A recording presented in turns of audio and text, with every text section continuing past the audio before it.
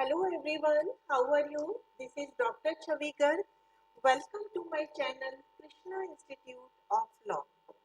आज इस लेक्चर में हम बात करेंगे कि कानून किसे कहते हैं, कानून की क्या क्या विशेषताएं होती हैं और कानून का इम्पोर्टेंस क्या है। तो आज हम कानून के बारे में ये सब बातें डिस्कस करेंगे। तो सबसे पहले हम देखते हैं कि लॉ कहते किसे हैं। अगर हम किसी भी लेमैन पर्सन से पूछते हैं कि लॉ किसे कहते हैं, तो ये तो सबको पता होता है कि कानून कोई चीज है, लेकिन अगर हम इसकी डेफिनेशन पूछते हैं करेक्ट वर्ड में, तो कोई भी व्यक्ति इसकी डेफिनेशन नहीं बना पाता। तो आज मैं आपको बताऊंगी कि एक्चुअली में लॉ या विधि किसे कहते हैं। देखिए, लॉ जो है बहुत जरूरी होता है, क्योंकि अगर लॉ नहीं होगा तो समाज में निरंकुशता फैल जाएगी। जिसका जो मन आएगा वो वही काम करेगा। तो लोगों की इस निरंकुशता को रोकने के लिए ही कानून बनाए गए। तो कानून वो नियम होते हैं जो राज्य लिखित रूप में बनाता है, और अगर कोई भी व्यक्ति इनका उल्लंघन करता है तो उल्लंघन करने पे उस व्यक्ति को दंड दिया जाता है। तो इस तरीके से ये मनुष्य के बिहेवियर को जो है रेगुलेट करते हैं। तो कानून वो नियम है राज्य के जो लिखित रूप में होते हैं और जिनका पालन करना हर व्यक्ति के लिए कंपलसरी होता है। अगर कोई इनका पालन नहीं करता है तो उनको दंड दिया जाता है। आप देखिए कि जैसे कि सीट बेल्ट पहनने का जो है आपको प्रोविजन है कि आप कार में जब भी जाएंगे तो सीट बेल्ट लगेगा, नहीं तो आपको जो है उसका जो है जुर्माना देना पड़ेगा। तो आपने देखा होगा यूपी में लोग बात सोचते हैं अरे पुलिस तो देख ही नहीं रही है तो हम बिना सीट बेल्ट के चलते हैं, लेकिन जैसे ही यूपी से आप दिल्ली में जाते हैं तो एकदम से लोग अपनी सीट बेल्ट बांधने लगते हैं, क्योंकि वो डर जाते हैं कि हमारे पे जो है चालान कट जाएगा। तो इस तरीके से आपने देखा कानून तो है सीट बेल्ट पहनने का, लेकिन कोई भी व्यक्ति उसका पालन नहीं करना चाहता। तो वो डर के मारे कि इनका अगर हम उल्लंघन करेंगे तो हमें दंड मिलेगा, हमारा चालान कट जाएगा, इस चक्कर में वो सीट बेल्ट बांधते हैं। इसीलिए लोग बाग जेब्रा क्रॉसिंग को क्रॉस नहीं करते हैं, क्योंकि उन्हें पता है कि उनका चालान कट सकता है। या गाड़ी में बैठ के अगर वो मोबाइल सुन रहे हैं तो जैसे ही कोई पुलिस वाला आता है एकदम से वो मोबाइल नीचे कर देते हैं, क्योंकि उन्हें पता है कि मोबाइल सुनना कार में एक अपराध है और उसकी सजा मिलेगी। तो आप देखिए जहाँ पे उनको भय होता है, जहाँ फियर होती है, तो वो उसको फॉलो करते हैं। नहीं तो सारे लोग क्या होते हैं, अपना मोबाइल सुन के आते और आपस में एक्सीडेंट करते रहते हैं। तो लॉ में क्या होता है कि अगर आप इनका उल्लंघन करते हो तो आपको जो है उसकी पनिशमेंट मिलती है। अब हम देखेंगे कि इसकी कैरेक्टरिस्टिक क्या है, इसकी विशेषता क्या है। देखिए, सबसे पहले तो ये है law are supreme rules of state, कि कानून जो है राज्य के सबसे सर्वोपरि नियम है। सुप्रीम रूल्स का मतलब होता है कि इन नियम से ऊपर कुछ भी नहीं है। चाहे राज्य का कोई व्यक्ति बहुत अमीर है, गरीब है, किसी भी धर्म का हो, किसी भी जाति का हो, सभी पे ये रूल्स चलेंगे। तो इसीलिए लॉ को कहते हैं कि ये सुप्रीम रूल्स है, इन रूल्स को कोई भी उल्लंघन नहीं कर सकता। नेक्स्ट है law are written and clear. जो लॉ होते हैं वो लिखित होते हैं, क्योंकि अगर लॉ लिखित नहीं होंगे तो कोई भी व्यक्ति कह देगा हमें तो पता ही नहीं थे, हमें तो किसी ने बताया नहीं है। तो इसीलिए लॉ हमेशा रिटन होते हैं और कोई भी इनका उल्लंघन नहीं कर सकता। कोई भी व्यक्ति ये नहीं कह सकता कि हमें इस लॉ को नहीं पता था। फॉर एग्जाम्पल, कोई गांव का व्यक्ति बिना टिकट के जो है बस में बैठ के दिल्ली आ जाता है, तो जब वो पकड़ा जाता है तो वो कहता है मुझे तो पता ही नहीं था, मैं तो गांव का व्यक्ति था। तो भले ही उसे सच में ये ना पता हो कि बिना टिकट आप यात्रा नहीं कर सकते, लेकिन ये लॉ रिटिन है और हर नागरिक से ये अपेक्षा की जाती है कि उन्हें देश के कानूनों के बारे में पता होना चाहिए। तो उसको जो है, भले ही उसने वो मिस्टेक इंटेंशनली नहीं करी हो, लेकिन तब भी उसको उसका पनिशमेंट मिलेगा। तो इसीलिए लॉ रिटिन और क्लियर होते हैं ताकि हर व्यक्ति को इसकी नॉलेज हो। नेक्स्ट है दे रेगुलेट ह्यूमन बिहेवियर। ये जो है लोगों के बिहेवियर को जो है रेगुलेट करते हैं।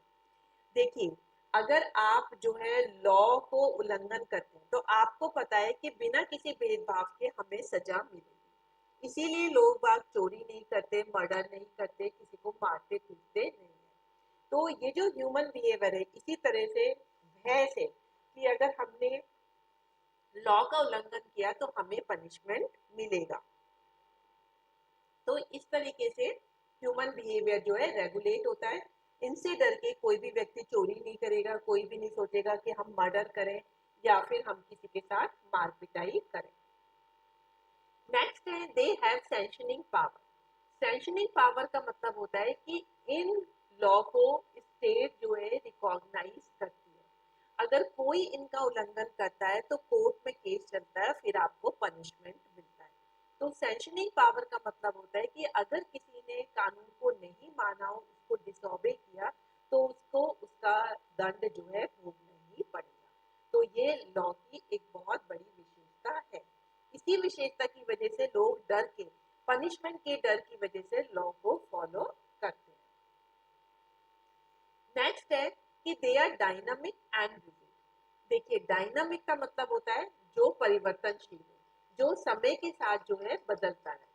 रिजिड का मतलब होता है जो कठोर होता है और उसमें फ्लेक्सिबिलिटी का गुण नहीं होता। तो जो लॉ है उनमें दोनों कैरेक्टरिस्टिक पाई जाती है, वो डायनामिक भी होते हैं, वो रिजिड भी होते हैं। क्योंकि लॉ किसके लिए बने हैं? समाज के लोगों के लिए बने। तो आप देखेंगे कि समाज में जो है टाइम के साथ साथ चेंज आता रहता है। तो जैसे जैसे समाज में चेंज आता है वैसे वैसे ही लॉ में भी चेंज आता रहता है।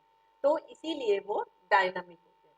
देखिए, पहले जो था कैपिटलिस्ट लोग जो थे वो अपने जो लेबरर थे उनका बहुत शोषण करते थे, एक्सप्लॉइट करते थे। इसीलिए समाज को देखते हुए कि जो लेबरर्स है उनका बहुत ज्यादा एक्सप्लॉइटेशन होता है, तो गवर्नमेंट ने एक नया निकाला कि हर व्यक्ति को मिनिमम वेजेस मिलेगी। तो ये क्या हुआ, ये लॉ का एक डायनामिक फॉर्म दिखाता है कि जैसे जैसे समाज में चेंज हुआ वैसे वैसे लॉ में भी चेंज होता है। नेक्स्ट है they are democratic and autocratic. Democratic का मतलब होता है कि ये सब पे एक तरीके से ही जो है लागू होता है और टाइम टू टाइम हम इन्हें चेंज कर देते हैं, जैसे कि डायनामिक होता है।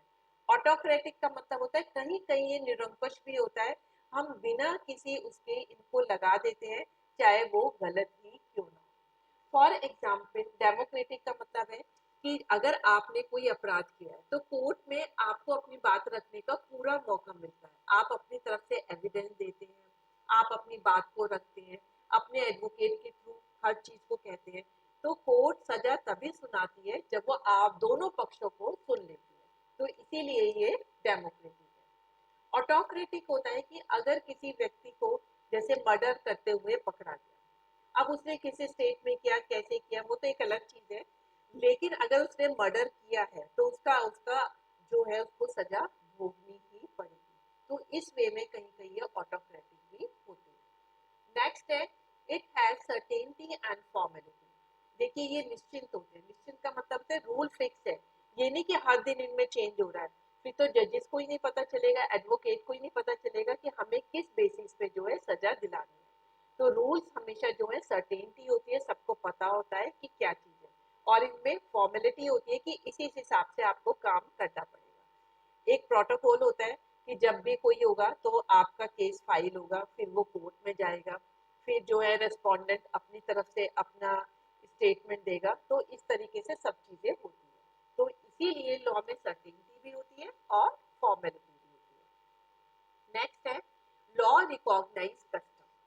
लॉ जो है रीति रिवाजों को पहचानता है। आपको पता है कि पहले हमारे समाज में रीति रिवाज ही चलते आए थे, और जो लॉ होता है वो सोसाइटी को देख के ही बनता है। तो इसीलिए बहुत से जो कस्टम है उन्होंने ही लॉ का भी रूप ले लिया है। लॉ बनाते समय हम देश के रीति रिवाजों को ध्यान में रखते हैं। आपको पता है हिंदू समाज में शादी को तभी कंप्लीट माना जाता है कि जबकि दूल्हा और दुल्हन 7 फेरे ले लेते हैं। 7 फेरे लेने के बाद ही जो है मैरिज कंप्लीट मानी जाती है। तो हिंदू लॉ में भी इस चीज को रिकॉग्नाइज किया गया है कि आपकी मैरिज तभी कंप्लीट होगी जब आपने 7 फेरे ले लिए। तो इस तरह से हम देखते हैं कि लॉ जो है कस्टम को रिकॉग्नाइज करता है। लास्ट स्टेज की विशेषता में it maintain piece and order in the society. ये तो इसकी सबसे बड़ी विशेषता है कि लॉ को जो है हम किस लिए यूज करते हैं, जिससे सोसाइटी में, समाज में शांति बनी रहे, व्यवस्था बनी रहे। अगर लॉ नहीं होगा और लॉ को उल्लंघन करने पे हमें सजा मिलेगी, इस चीज का लोगों में डर नहीं होगा, तो कोई भी आपके अंगेज जो है क्राइम करते चला जाएगा। तो कभी भी समाज में शांति नहीं रहेगी, ऐसा समाज कभी भी विकास नहीं करेगा। तो लॉ का एक बहुत बड़ा रोल होता है कि वो सोसाइटी में पीस एंड ऑर्डर को बनाए रखता है। तो ये थी लॉ की विशेषताएं। अब हम देखेंगे कि लॉ की इम्पोर्टेंस क्या है, भारतीय समाज में कानून का क्या महत्व है। सबसे पहले तो यही है कि it maintain piece and order in the society. देखिए, अभी आपके यूपी में इलेक्शन हुए थे, तो बहुत सारी पार्टियों ने जो है चुनाव लड़ा, लेकिन जीत बीजेपी की हुई। तो जब इसका एनालिसिस किया गया तो लोगों ने माना कि योगी ने जो था, योगी जो हमारे सीएम है, उन्होंने बहुत ही अच्छी तरीके से जो है लॉ एंड ऑर्डर को मेंटेन किया। तो उनकी लॉ एंड ऑर्डर मेंटेन करने पे ही ज्यादातर जनता ने उनकी फेवर में वोट दिया। क्योंकि लॉ एंड ऑर्डर से क्या होता है, कोई भी समाज का मनुष्य जो है शांति से अपने घर में सोता है। जो महिलाएं होती हैं वो आराम से अपनी जॉब के लिए जा सकती हैं, क्योंकि उन्हें पता है कि उनको कोई भी हैरिश नहीं करेगा। बच्चे आराम से इधर उधर घूम सकते हैं, लोग अपना बिजनेस कर सकते हैं। अगर समाज में शांति नहीं होगी, चोरी चकारी रहेगी, तो हर व्यक्ति जो है एक टेंशन और एक कॉन्फ्लिक्ट में ही रहेगा। तो लॉ का सबसे बड़ा महत्व होता है कि सोसाइटी में पीस एंड ऑर्डर को मेंटेन रखता है। नेक्स्ट है, दे रेगुलेट ह्यूमन बिहेवियर। देखिए, ये ह्यूमन बिहेवियर को रेगुलेट करते हैं। ये लॉ इस तरह से करते हैं कि वो कोशिश करते हैं कि हमारे लॉ की वजह से कोई भी मनुष्य जो है गलत व्यवहार ना करे, उनके सारे व्यवहार ठीक डायरेक्शन में ही हो। देखिए, यूपी में क्या है कि अगर कोई भी दंगा फसाद करता है, तो वो चाहे किसी भी जाति धर्म का हो, उसकी संपत्ति कुर्क हो जाती है। तो इस वजह से व्यक्ति डरता है और वो क्या करता है, दंगों में पार्टिसिपेट नहीं करता है। तो इस तरीके से लॉ ने क्या किया, ह्यूमन बिहेवियर को रेगुलेट किया। तो ये लॉ का एक बहुत बड़ा महत्व होता है। नेक्स्ट है, क्रिएट लीगल कॉन्शियसनेस। इससे क्या होता है, वैधानिक चेतना उत्पन्न होती है, लोगों को अपने कानूनों के बारे में पता चलता है। अगर कोई उनके फंडामेंटल राइट को उल्लंघन कर रहा है, तो वो सीधे कोर्ट में जा सकते हैं। उन्हें पता है कि कोर्ट में हमारी सुनवाई होगी और जिसने हमारे अगेंस्ट अपराध किया है उसको सजा जरूर मिलेगी। तो इस तरह से लोगों के बीच में एक वैधानिक चेतना या फिर लीगल कॉन्शियसनेस जो है उत्पन्न हो जाती है। नेक्स्ट है, law provide access to justice in society. जो कानून है वो पूरी सोसाइटी को जस्टिस देते हैं। अगर किसी ने भी अपराध किया, कहते हैं ना कानून के हाथ बहुत लंबे होते हैं, तो कोई भी जो है अपराध से नहीं बच सकता। अगर अपराध किया है तो उसकी सजा होगी ही होगी। तो इस तरह से लॉ से समाज में रहने वाले व्यक्ति को बहुत ज्यादा कॉन्फिडेंस मिलता है कि हमें जस्टिस जरूर मिलेगा। नेक्स्ट है, law protect the most vulnerable in society. Vulnerable कहते हैं जो समाज के सबसे कमजोर लोग होते हैं, गरीब लोग होते हैं, जिनकी इतनी पहचान नहीं होती। तो अगर लॉ नहीं होगा तो जो उच्च वर्ग के लोग हैं वो वल्नरेबल लोगों और कमजोर लोगों को तो हैरिश करते रहेंगे, उनको एक्सप्लॉइट करते रहेंगे। लेकिन लॉ के आगे सब लोग बराबर हैं। अगर कोई उच्च वर्ग का लोग कमजोर लोगों को सताता है तो उसकी सजा उच्च वर्ग के लोगों को मिलती है।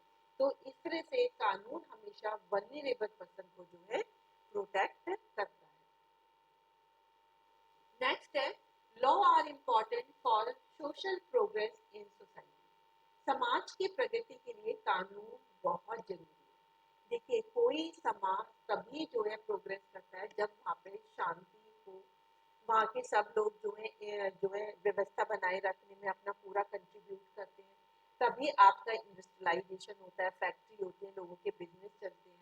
तो सामाजिक जो है प्रगति तभी होती है जब वहाँ पे आपकी पीस एंड ऑर्डर होता है। आप देखिए, आजकल यूक्रेन और रूस के बीच में युद्ध चल रहा है। अब जब युद्ध चल रहा है तो आप ऐसे उसमें देखेंगे कि कोई भी कानून व्यवस्था नहीं रहेगी, तो यूक्रेन की सोसाइटी इस टाइम में जो है प्रोग्रेस करने के लिए अनुकूल नहीं है। तो लॉ जो है बहुत ज्यादा इंपॉर्टेंट होते हैं सोसाइटी के लिए। आपका नेक्स्ट है law makes human rights are reality. देखिए हमारे बहुत सारे ह्यूमन राइट्स होते हैं। आपने देखा होगा मानवाधिकार की बातें आपकी न्यूज़पेपर में आप बहुत पढ़ते होंगे, और हमारे कॉन्स्टिट्यूशन में भी 6 फंडामेंटल राइट दिए गए हैं। इसमें राइट ऑफ इक्वलिटी है, राइट ऑफ फ्रीडम है। आपके राइट ऑफ फ्रीडम में आप कहीं भी आ जा सकते हैं, कोई भी धर्म अपना सकते हैं, कोई भी बिजनेस कर सकते हैं। तो अगर हमने सिर्फ कॉन्स्टिट्यूशन ने राइट दे दिए, अगर इन राइट को कोई उल्लंघन करता है, उसके लिए कोई कानून नहीं है, उसके लिए कोई सजा नहीं है, तो फिर ये तो क्या है, आई वॉश हो गई, इन फंडामेंटल राइट का कोई मीनिंग ही नहीं रहा। तो लॉ क्या करते हैं कि अगर किसी ने भी आपकी ह्यूमन राइट का उल्लंघन किया या आपके फंडामेंटल राइट का उल्लंघन किया, तो कोर्ट में जा सकता है। सुप्रीम कोर्ट और हाई कोर्ट को ये पावर होती है कि वो डिफरेंट रिट जो है इशू करती है। तो इस तरीके से लॉ की वजह से ह्यूमन राइट वास्तविकता में जो है लोग इसका उपयोग कर सकते हैं। नेक्स्ट है encouraging people to do the right thing. ये लोगों को सही काम करने के लिए प्रोत्साहित करते हैं।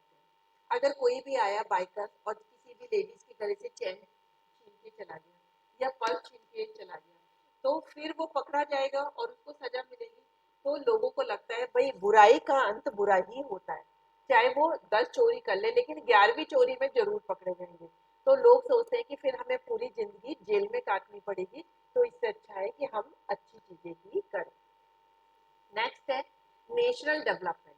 देखिए किसी भी देश का तभी विकास होता है जबकि वहाँ के समाज के लोग सारी अच्छी चीजें करें, पीस एंड ऑर्डर हो वहाँ पर, और इंडस्ट्री के लिए जो है बहुत अच्छा एटमॉस्फेयर हो, कोई चोरी चकारी नहीं होनी चाहिए, और लोगों के मन में एक शांति होनी चाहिए।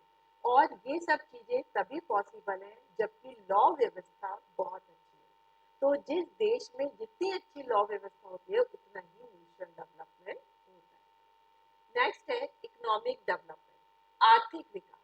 देखिए आर्थिक विकास तब होता है जब लोगों को अच्छी नौकरियां हो, कारखाने अच्छे लग रहे हो, फैक्ट्री अच्छी लग रही हो, और पब्लिक जो प्रॉपर्टी है उसकी जो है कोई भी लॉस नहीं है।